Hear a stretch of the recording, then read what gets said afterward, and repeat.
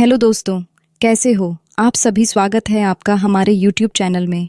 दोस्तों, अभी तक आपने हमारे चैनल को सब्सक्राइब नहीं किया तो प्लीज़ सब्सक्राइब कर ले दोस्तों। आपका एक सब्सक्राइब हमारे लिए बहुत ही महत्वपूर्ण होता है।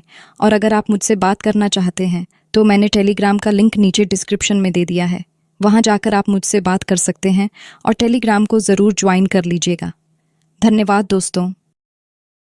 दोस्तों, मुझे पता नहीं था कि मेरे भाई के साथ वह सब करने का मौका मिलेगा। मेरा नाम प्रियंका है, मेरी उम्र 19 साल है और मैं इस समय कॉलेज के फर्स्ट ईयर में पढ़ रही हूँ। मेरा पसंदीदा विषय केमिस्ट्री है। मुझे केमिस्ट्री इतनी प्रिय है कि जब भी मैं कुछ नया समझती हूँ तो एक अजीब सा उत्साह महसूस होता है। यही कारण है कि मैं अपने भविष्य को भी इसी विषय से जोड़कर देखती हूँ। मेरे परिवार में मेरी माँ, मेरे बड़े भाई अर्जुन और मैं रहते हैं। अर्जुन भाई की उम्र 21 साल है।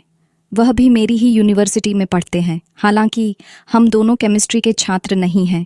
उनकी दिलचस्पी इंजीनियरिंग में है। हमारे घर में सुबह का वक्त हमेशा भाग दौड़ से भरा रहता है। सुबह 9 बजे हमारी क्लास शुरू होती है और हमें समय पर पहुंचने के लिए 8:30 तक घर से निकलना पड़ता है। मेरे पापा और माँ ने हमारी सुविधा के लिए कुछ समय पहले एक मोटरसाइकिल खरीदी थी। अर्जुन भाई इसे चलाते हैं और मैं उनके पीछे बैठकर यूनिवर्सिटी जाती हूँ।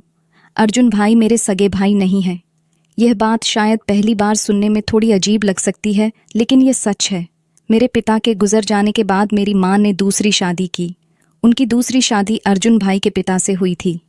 इस शादी के बाद हमारे परिवार में बहुत कुछ बदल गया, लेकिन मुझे कभी ऐसा महसूस नहीं हुआ कि मैं अर्जुन भाई की सौतेली बहन हूँ। दोस्तों, मैं नहीं जानती थी कि मुझे अपने सौतेले भाई के साथ वह सब करने का मौका मिलेगा।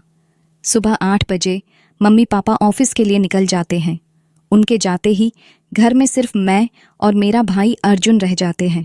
हमारा रिश्ता एक अनोखा सा है। भले ही वह मेरे सौतेले भाई हैं, लेकिन उन्होंने मुझे कभी ऐसा महसूस नहीं होने दिया। हम दोनों एक ही यूनिवर्सिटी में पढ़ते हैं और यही हमारी दिनचर्या को और भी खास बनाता है। हमारे घर में एक ही कॉमन बाथरूम है। ऐसे में सुबह का वक्त थोड़ा व्यवस्थित रखना पड़ता है। आमतौर पर मैं पहले नहाती हूँ और तैयार होती हूँ, क्योंकि लड़कियों को तैयार होने में थोड़ा अधिक समय लग सकता है। जब मैं तैयार हो जाती हूँ तब अर्जुन भाई बाथरूम में जाते हैं। हर सुबह यह क्रम बिना किसी रुकावट के चलता है।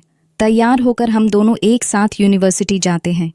चूंकि मम्मी और पापा ऑफिस चले जाते हैं, इसलिए घर पर ताला लगाने की जिम्मेदारी हमारी होती है। घर के मुख्य गेट की चाबी हम दोनों के पास रहती है।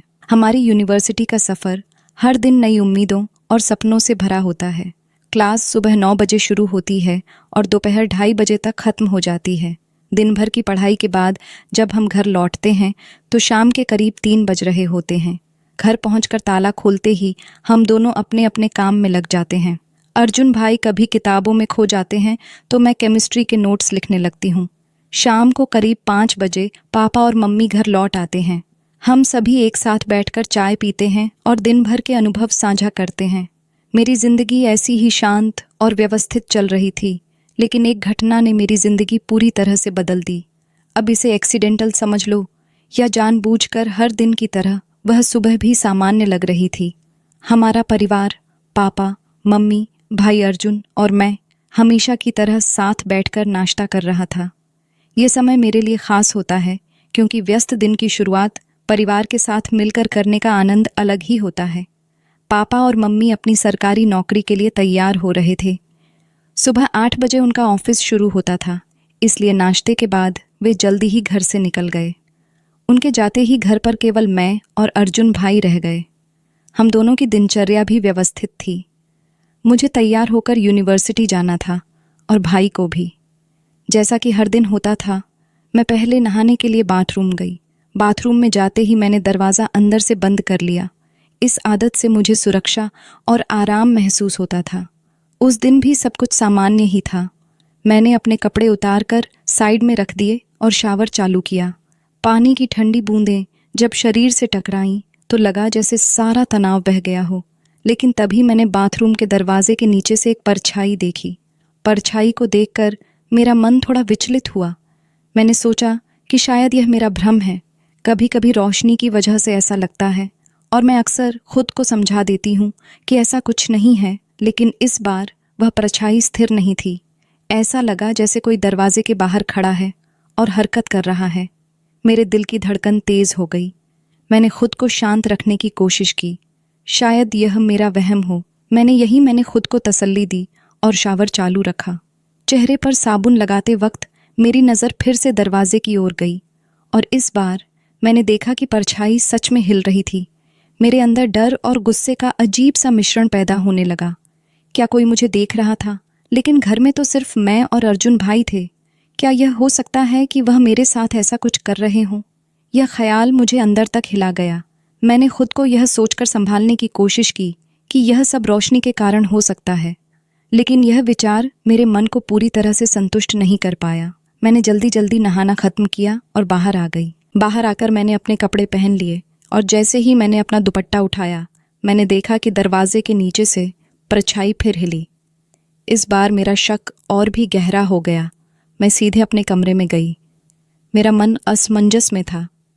क्या यह सब मेरा भ्रम था या सचमुच कोई था जो मेरी निजता का उल्लंघन कर रहा था? मैंने अर्जुन भाई के बारे में ऐसा कभी नहीं सोचा था। वह हमेशा मेरे लिए एक बड़े भाई की तरह थे, जिन्होंने मुझे सुरक्षा और सहारा दिया।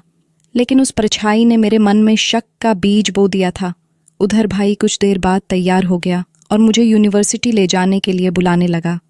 मैं और मेरा भाई घर का दरवाज़ा बंद करके यूनिवर्सिटी के लिए निकल गए। आमतौर पर हर दिन मैं मोटरसाइकिल पर अपने भाई के पीछे बैठती हूँ और अपना बैग उसके और मेरे बीच में छोड़ देती हूँ। लेकिन आप क्या सोचते हैं कि उस दिन मैंने अपना बैग अपने पीछे छोड़ दिया था?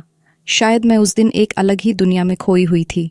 उस दिन का एहसास अच्छा था कि उसे शब्दों में बयान नहीं किया जा सकता।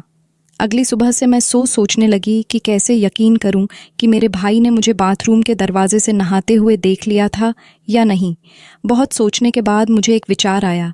मेरे पापा और मम्मी के ऑफिस चले जाने के बाद मैंने अपने मोबाइल कैमरे में वीडियो रिकॉर्डिंग चालू की और उसे बाथरूम के बाहर ऐसी जगह लगा दिया जहां अगर कोई मुझे बाथरूम के दरवाजे के बाहर से नहाते हुए देखे तो उसकी रिकॉर्डिंग हो जाए।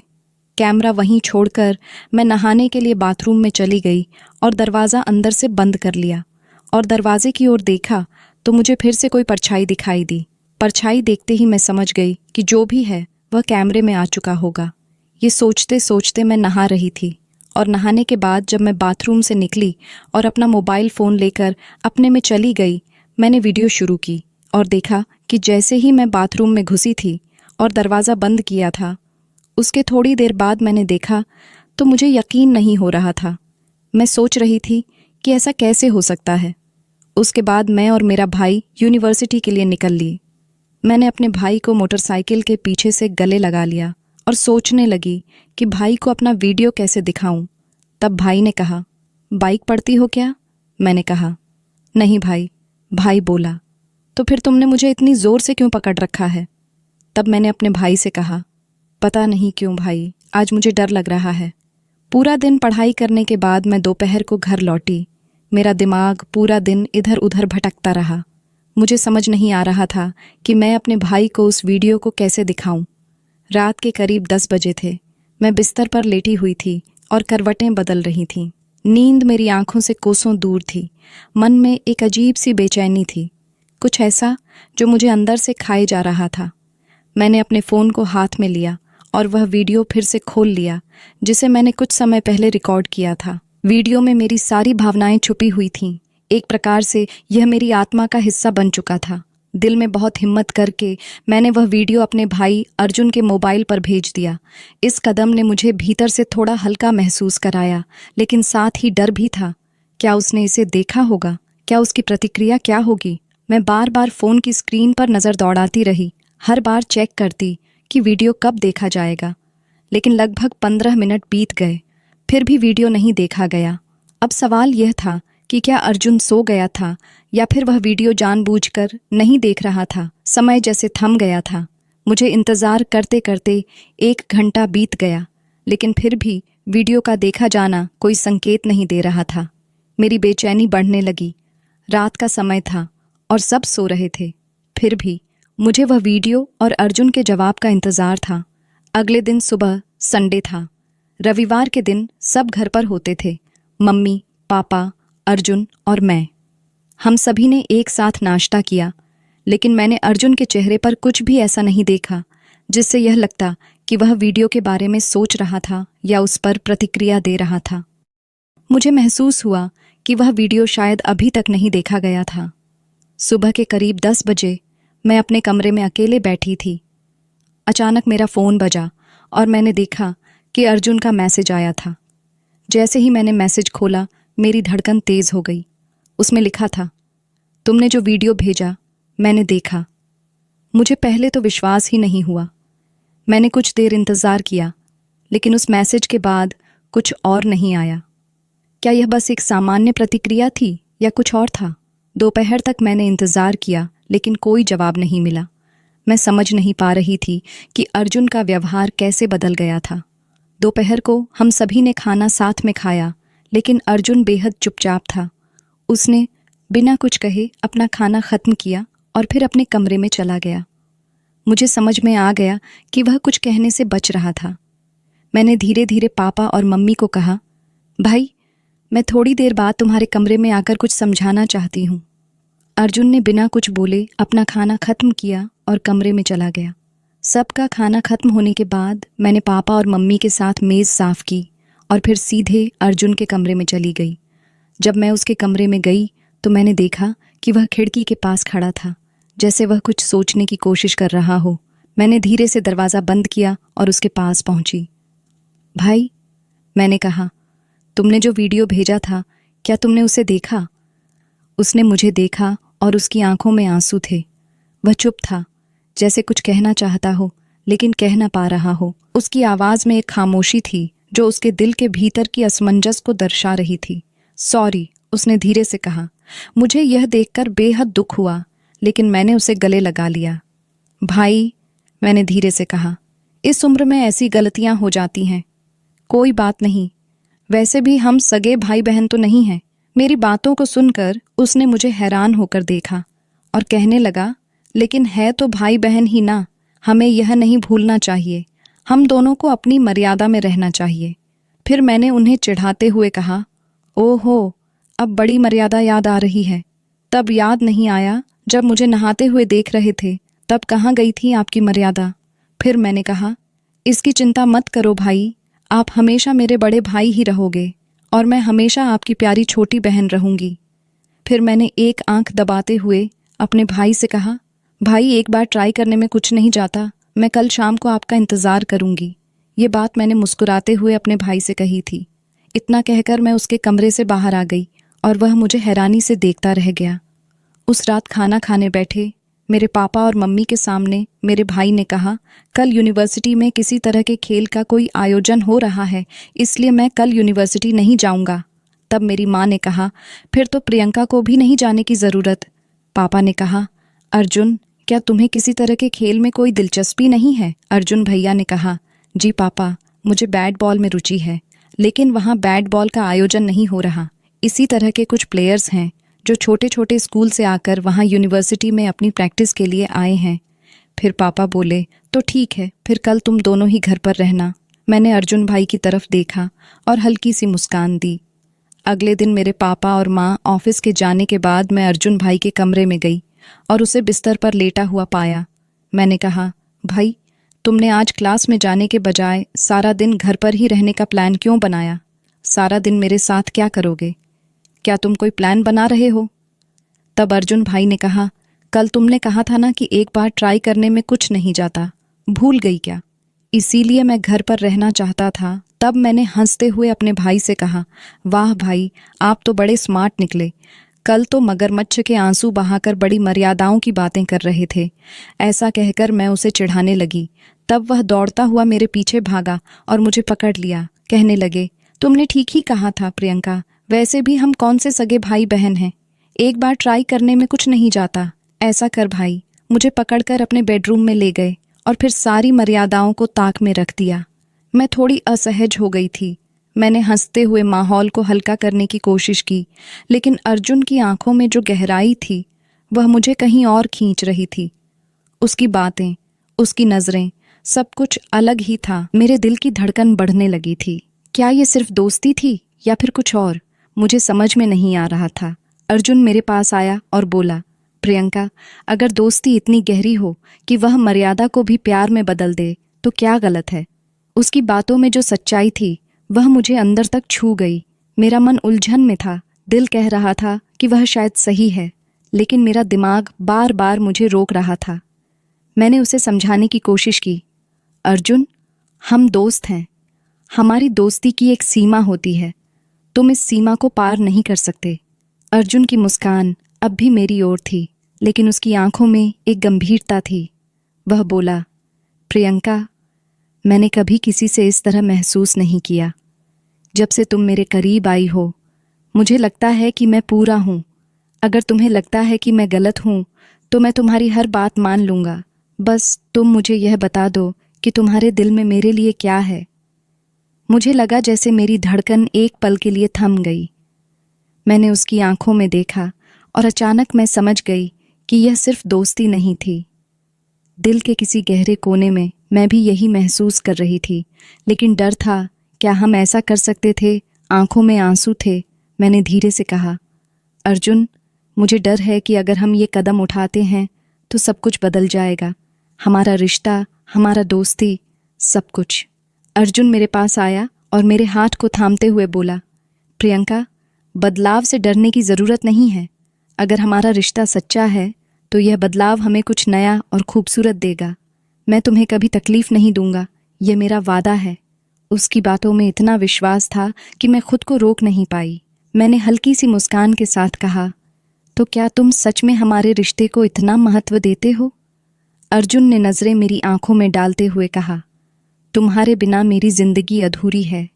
मैंने गहरी सांस ली और महसूस किया कि मेरे दिल ने उसकी बातों को पूरी तरह स्वीकार कर लिया था। हम दोनों ने अपने दिलों की भावनाओं को एक दूसरे से साझा किया और फिर एक दूसरे को गले लगा लिया। वह क्षण मेरे लिए कुछ खास था, क्योंकि अब हम सिर्फ दोस्त नहीं थे, हम एक नए सफ़र की शुरुआत कर रहे थे, जहाँ प्यार और विश्वास हमारा मार्गदर्शन कर रहे थे। लेकिन यह सफ़र एक राज्य था। हम जानते थे कि दुनिया को इस बारे में बताना अभी सही नहीं था। अगले दिन सुबह जब मैं उठी तो थोड़ा असहज महसूस हो रही थी। मेरी सोच में उलझन थी। क्या हमने सही किया?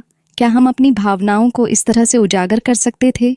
अर्जुन ने मुझे देखा और पूछा, क्या हुआ प्रियंका, कुछ गलत लग रहा है?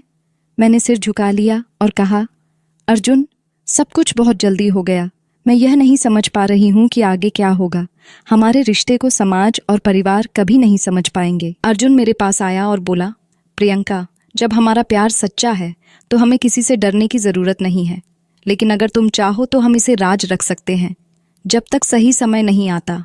मैंने उसकी ओर देखा और कहा, मैं बस यही चाहती हूँ कि हम एक दूसरे को समझें और सपोर्ट करें। अगर हमारे बीच भरोसा है तो हम हर मुश्किल को पार कर लेंगे। कुछ दिन तक सब कुछ ठीक रहा। हम दोनों ने यह तय किया कि अपनी भावनाओं को हम अपनी पढ़ाई और करियर पर हावी नहीं होने देंगे। लेकिन प्यार ऐसा होता है जिसे छुपाना कभी आसान नहीं होता। आज कॉलेज के कैंटीन में अर्जुन और मैं चुपके चुपके बातें कर रहे थे। हमारे बीच कुछ खास था जिसे हम शब्दों से नहीं कह सकते थे, लेकिन यह बात हमारी आंखों में साफ झलक रही थी। तभी हमारी क्लासमेट रीमा ने हमें देख लिया। उसका सवाल थोड़ा हल्के अंदाज में था, लेकिन वह जो सवाल कर रही थी वह मेरे दिल को थोड़ा हिला रहा था। अरे, क्या चल रहा है तुम दोनों के बीच? कुछ गड़बड़ लग रही है, रीमा ने मुस्कुराते हुए कहा। हम दोनों हड़बड़ाए और बिना किसी सही जवाब के बस यही कहा, अरे कुछ नहीं, बस ऐसे ही बात कर रहे थे। मुझे लगता था कि रीमा को कुछ शक हुआ था, लेकिन मैं कुछ कह नहीं पाई। उसका ध्यान अब हमारी बातें पर था। मुझे समझ में नहीं आ रहा था कि अब क्या करना चाहिए। शाम को जब मैं अकेली घर पर थी तब अचानक अर्जुन का फ़ोन आया। प्रियंका, मुझे तुमसे मिलना है, एक ज़रूरी बात करनी है। मैंने घबराकर पूछा, क्या हुआ? सब ठीक तो है? अर्जुन की आवाज़ में एक नयापन था, जैसा कुछ बड़ा होने वाला था। उसने कहा, बस तुम छत पर आ जाओ। कुछ अजीब सा था, लेकिन फिर भी मैंने छत पर जाने का निर्णय लिया। वहाँ पहुँचते ही अर्जुन मुझे देखता हुआ खड़ा था और उसके हाथ में गुलाब का फूल था। मैंने घबराते हुए उसकी ओर देखा। उसने मुझे देखते ही कहा, प्रियंका, मैं तुम्हारे बिना एक पल भी नहीं सोच सकता। दुनिया से छुपा कर रखेंगे, लेकिन अब मुझे लगता है कि इसे और छुपाने की ज़रूरत नहीं है। मैं सबके सामने यह कहना चाहता हूँ कि मैं तुमसे प्यार करता हूँ।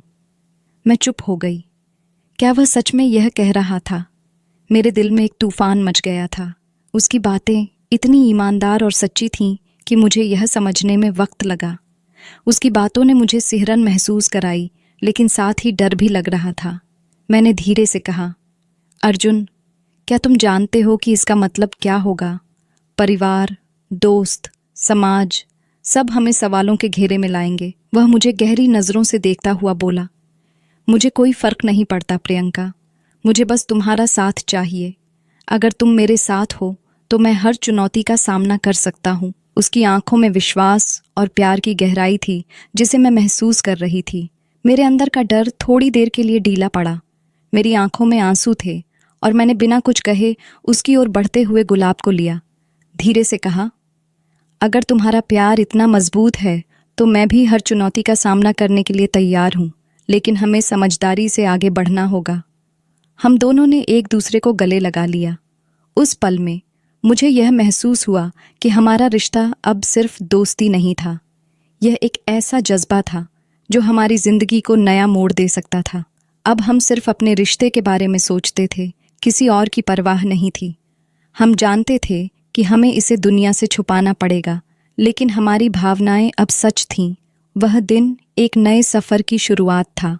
हमारे बीच प्यार था, विश्वास था और एक दूसरे का साथ था। हम दोनों ने ठान लिया था कि हम इसे सबके सामने कब लाएंगे, लेकिन फ़िलहाल हम सिर्फ अपने रिश्ते में विश्वास करना चाहते थे।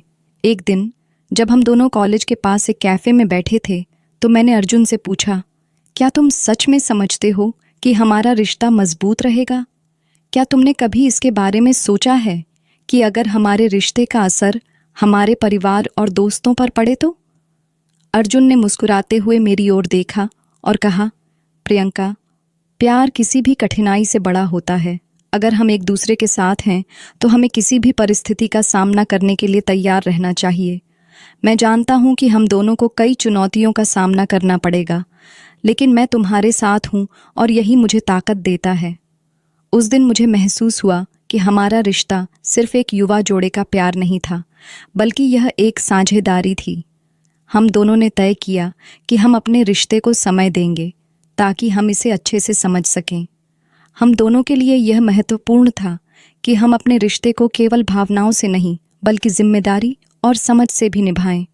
कॉलेज के दौरान हम दोनों ने बहुत कुछ सीखा। एक दूसरे के साथ बिताए समय ने हमें न केवल प्यार, बल्कि विश्वास, सम्मान और समझदारी के मूल्य भी सिखाए। हमारी दोस्ती और प्यार अब एक दूसरे के समर्थन और प्रोत्साहन में बदल चुका था। हम जानते थे कि दुनिया चाहे जैसे भी देखे, हम दोनों के बीच की यह रिश्ता सबसे खास था और यही हमारे लिए सबसे महत्वपूर्ण था। हम दोनों ने एक दूसरे के साथ मिलकर यह शिक्षा प्राप्त की कि प्यार केवल शब्दों में नहीं होता, बल्कि यह समझ, सम्मान और भरोसे में होता है। यही वह ताकत थी जिसने हमें इस रिश्ते को निभाने की प्रेरणा दी। तो दोस्तों, आपको यह कहानी कैसी लगी कमेंट करके ज़रूर बताएं। मिलते हैं अगली कहानी में। तब तक अपना ख्याल रखें। धन्यवाद।